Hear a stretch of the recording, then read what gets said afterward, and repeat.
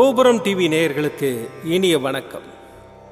இன்று பிறந்தநாள் காணும் மற்றும் மணநாள் காணும் அத்துணை சகோதர சகோதரிகளுக்கும் எங்களது இனிய வாழ்த்துக்கள்.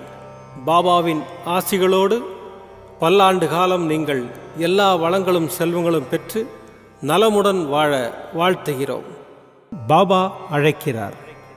அவரின் பொன்மொழிகளை கேட்பதற்காக, நம் பிரச்சனைகளை தீர்த்து வைக்கும் அற்புதமான கூட்டு பிரார்த்தனை செய்வதற்காக, மேலும் மனம் ஒருநிலைப்படவும் மனம் அமைதி பெறவும் அற்புதமான தியானம் செய்யவும் பாபா அழைக்கிறார். பாபா நம் கரங்களை பிடித்து அழைத்துச் சென்று அற்புதம் நிகழ்த்தவிருக்கிறார். வாருங்கள், பாபாவின் பொன்மொழிகளை தரிசனம் செய்வோம். அன்பு குழந்தையே, நீ சின்ன சின்ன விஷயங்களுக்கெல்லாம் பயப்படுகின்றாய். இது தவறோ, இது பாவமோ, நான் துரோகம் செய்து விட்டேனோ, மனதார இந்த தவறில் நான் ஈடுபடவில்லை, இதனால் என்னை தண்டித்து விடுவாயோ என்றெல்லாம் புலம்புகிறாய். உனது புலம்பலை கேட்டேன். உன்னை எனது கண்ணாக வைத்து பாதுகாக்கிறேன் என்பதை உணர்ந்து கொள்வாயாக. மனசாட்சியோடு போராடும் உனது உள்ளத்தை எனது கோவிலாக கொண்டிருக்கிறேன். உனது எந்த செயலும் தப்பானதல்ல என்பதுதான் எனது தீர்மானம். எனவே உனது செயலுக்கு நீயே குற்றவாளியாக தீர்ப்புக்கு உட்படுத்தி கொள்ள வேண்டாம். செய்வது அனைத்தும் எனக்கு தெரிந்தே நடக்கிறது என்பதை மட்டும் தெரிந்து கொள்வாயாக. உன் அப்பா சாய் இருக்கிறேன், கவலைப்படாதே. ஓம் ஸ்ரீ சாய்ராம். பாபாவின் அற்புதமான பொன்மொழிகளை தரிசனம் செய்தோம். அடுத்த நிகழ்வு கூட்டு பிரார்த்தனை. நம் மனநலன் சார்ந்த பிரச்சனைகளுக்காகவும், உடல் நலன் சார்ந்த பிரச்சனைகளுக்காகவும் மற்றும் நம் அனைத்து விதமான பிரச்சனைகளுக்காகவும் சாய்நாதரிடம் கூட்டு பிரார்த்தனை செய்வோம். வாருங்கள், இந்த அற்புதமான கூட்டு பிரார்த்தனையை செய்வோம். பிரார்த்தனாஷ்டகம். 8 பிரார்த்தனைகள். சாந்தமான மனம் கொண்ட சாயிநாதரே, அறிவின் சிகரமே, அன்புள்ளம் கொண்டவரே, கருணை கடலே, உண்மையின் இருப்பிடமே, மாயை என்னும் இருளை அகற்றுபவரே, ஜாதி மத பேதங்களுக்கு அப்பாற்பட்டவரே, எங்களின் புரிந்து கொள்ளும் திறமைக்கு அப்பாற்பட்டவரே, அன்பின் இருப்பிடமே, ஷீரடி வாழ் இறைவனே, என்னை காப்பாற்றும், என்னை காப்பாற்றும். ஞான சூரியனே, ஞானத்தை வழங்குபவரே, பக்தர்களின் மனங்களில் உலவிடும் பரமஹம்சரே, அனைத்து நன்மைகளுக்கும் காரணமானவரே, தங்களை சரணடைந்தவரை காப்பவரே, படைக்கும் தொழில் புரியும் பிரம்மாவும் காக்கும் கடவுளான விஷ்ணுவும் நீங்களே. 3 உலகங்களையும் யுகங்கள் முடிவில் தன்னுள் ஐக்கியமாக்கிக் கொள்ளும் ருத்திரனும் தாங்களே. நீங்கள் இல்லாத இடம் இந்த பூமியில் ஏது? எல்லாம் அறிந்த இறைவன் நீங்கள். எங்கள் எல்லோரின் இதயங்களிலும் வசிப்பவரும் நீங்களே. எனது எல்லா குற்றங்களையும் மன்னிக்க வேண்டும் என்று வேண்டி கேட்டுக்கொள்கின்றேன். அலை அலையாய் தொடர்ந்து வரும் சந்தேகங்களையும் மனமயக்கங்களையும் போக்குவீராக. நீங்கள் கோமாதா, நான் பிறந்த இளங்கன்று. நீங்கள் சந்திரன், நான் சந்திரகாந்த கல். தங்கள் பாதங்கள் கங்கை நதி. பணிவுடன் இந்த தாசன் உங்கள் பாதங்களில் தலை வணங்குகிறேன். உங்கள் கைகளை என் தலைமீது வைத்து ஆசை கூறுங்கள்.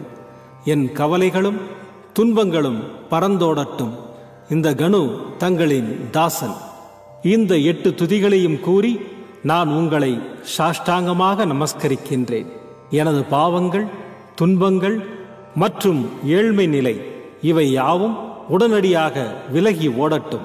ஓம் சாய்ராம், ஓம் சாய்ராம், ஓம் சாய்ராம். அற்புதமாக கூட்டு பிரார்த்தனை செய்தோம். பாபா நம்முடைய கோரிக்கையை ஏற்று நிச்சயமாக நமக்கு அற்புதங்களை செய்வார் என்பது சத்தியம். இனி கண்களை மூடி பாபாவை மனதில் நிறுத்தி பாபாவின் அற்புதமான சக்தி வாய்ந்த மந்திரத்தை அனுபவிப்போம். ஓம் ஷிரடி வாசாய வித்மஹே சச்சிதானந்தாய तन्नो साई प्रचोदयात्। ॐ शिरडीवासाय विद्महे सच्चिदानन्दाय धीमहि तन्नो साई प्रचोदयात्। ॐ शिरडीवासाय विद्महे सच्चिदानन्दाय धीमहि तन्नो साई प्रचोदयात्। ॐ शिरडीवासाय विद्महे सच्चिदानन्दाय धीमहि तन्नो साई प्रचोदयात्। ॐ शिरडीवासाय विद्महे सच्चिदानन्दाय धीमहि तन्नो साई प्रचोदयात्। ॐ शिरडीवासाय विद्महे सच्चिदानन्दाय धीमहि तन्नो साई प्रचोदयात्। ॐ शिरडीवासाय विद्महे सच्चिदानन्दाय धीमहि तन्नो साई प्रचोदयात्। ॐ शिरडीवासाय विद्महे सच्चिदानन्दाय धीमहि तन्नो साई प्रचोदयात्। ॐ शिरडीवासाय विद्महे सच्चिदानन्दाय धीमहि तन्नो साई प्रचोदयात्। ॐ शिरडीवासाय विद्महे सच्चिदानन्दाय धीमहि तन्नो साई प्रचोदयात्। ॐ शिरडीवासाय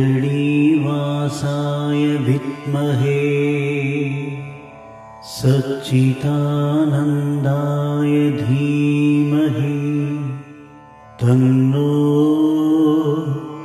साई प्रचोदयात्। ॐ शिरडीवासाय विद्महे सच्चिदानन्दाय धीमहि तन्नो साई प्रचोदयात्। ॐ शिरडीवासाय विद्महे सच्चिदानन्दाय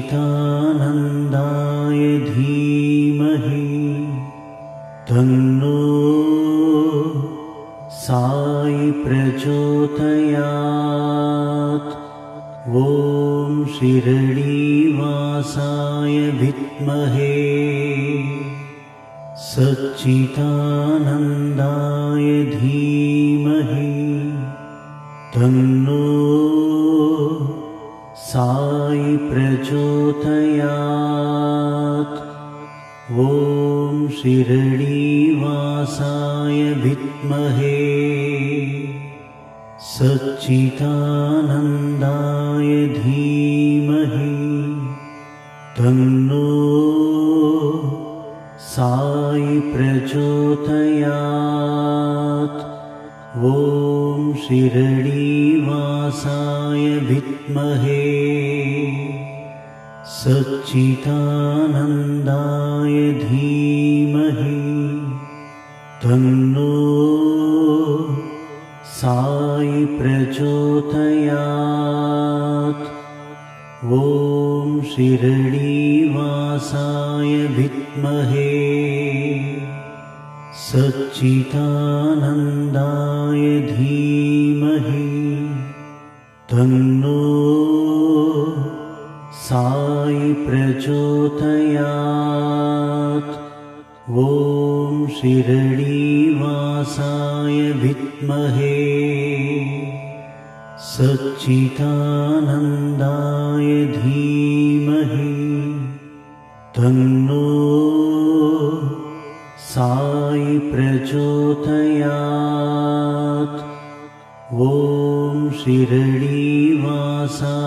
विद्महे सच्चिदानन्दाय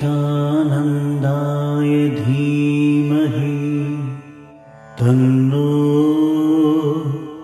साई प्रचोदयात्। ॐ शिरडीवासाय विद्महे सच्चिदानन्दाय धीमहि तन्नो साई प्रचोदयात्। ॐ शिरडीवासाय विद्महे सच्चिदानन्दाय धीमहि तन्नो साई प्रचोदयात्। ॐ शिरडीवासाय विद्महे सच्चिदानन्दाय धीमहि तन्नो साई प्रचोदयात्। ॐ शिरडीवासाय विद्महे सच्चिदानन्दाय धीमहि तन्नो साई प्रचोदयात्। ॐ शिरडीवासाय विद्महे सच्चिदानन्दाय धीमहि तन्नो साई प्रचोदयात्। ॐ शिरडीवासाय विद्महे सच्चिदानन्दाय धीमहि तन्नो साई प्रचोदयात्। ॐ शिरडीवासाय विद्महे सच्चिदानन्दाय धीमहि तन्नो साई प्रचोदयात्। ॐ शिरडीवासाय विद्महे सच्चिदानन्दाय धीमहि तन्नो साई प्रचोदयात्। ॐ शिरडीवासाय विद्महे सच्चिदानन्दाय धीमहि तन्नो साई प्रचोदयात्। ॐ शिरडीवासाय विद्महे सच्चिदानन्दाय धीमहि तन्नो साई प्रचोदयात्। ॐ शिरडीवासाय विद्महे सच्चिदानन्दाय धीमहि तन्नो साई प्रचोदयात्। ॐ शिरडीवासाय विद्महे सच्चिदानन्दाय धीमहि तन्नो साई प्रचोदयात्। ॐ शिरडीवासाय विद्महे सच्चिदानन्दाय धीमहि तन्नो साई प्रचोदयात्। மீண்டும் நாளை காலை இந்த அற்புதமான பாபா அழைக்கிறார் நிகழ்ச்சியில் சந்திப்போம். நன்றி, வணக்கம். விதம் விதமான பக்தி நிகழ்ச்சிகளை உங்களுக்காக தந்து கொண்டிருக்கிறது உங்கள் கோபுரம் டிவி. உங்களுக்கு பிடித்த நிகழ்ச்சிகளை லைக் செய்யுங்கள், உங்களுக்கு பிடித்த மாணவர்களுக்கு ஷேர் செய்யுங்கள். மேலும் சப்ஸ்கிரைப் செய்வதோடு மட்டுமல்லாது அருகில் இருக்கும் பெல் பட்டனை கிளிக் செய்து கோபுரம் டிவி நிகழ்ச்சிகளை உடனுக்குடன் தெரிந்து கொள்ளுங்கள். மற்றும் ஒரு மகிழ்ச்சியான செய்தி, கோபுரம் டிவி ஆப்பை கூகுள் பிளே ஸ்டோரில் ஃப்ரீ டவுன்லோட் செய்து கோபுரம் டிவி நிகழ்ச்சிகளை தொடர்ந்து கண்டுகளியுங்கள், பாருங்கள், ரசியுங்கள், பரவசமடையுங்கள். gopuramtv.com பக்தி பக்திமயம்.